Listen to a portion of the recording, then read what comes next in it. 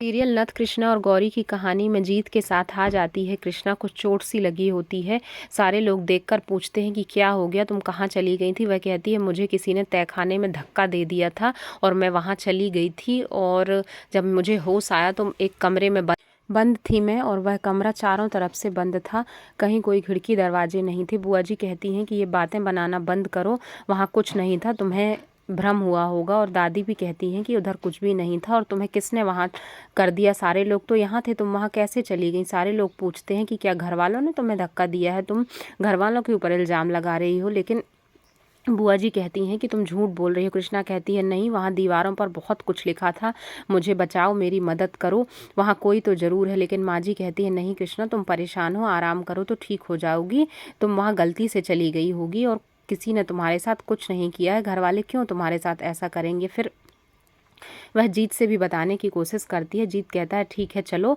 मैं तुम्हें कमरे में ले चलता हूँ, तुम परेशान हो गई हो। सारे लोग कहते हैं कि यह झूठ बोल रही है, ऐसा कुछ नहीं हुआ होगा।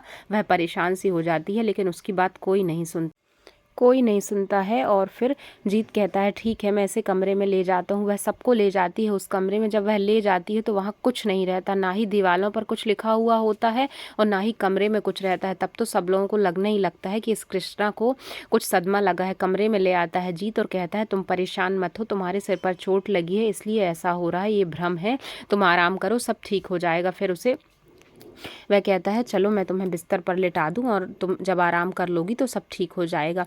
कृष्णा को वह बिस्तर पर लिटाने वाला ही होता है, तभी वहां से गौरी आ रही होती है और जीत सोचता है कि यह मुझे ना देखे, लेकिन गौरी उसे देख लेती है और सोचती है कि यह इसी की सेवा में लगा है, मेरे पास नहीं आया।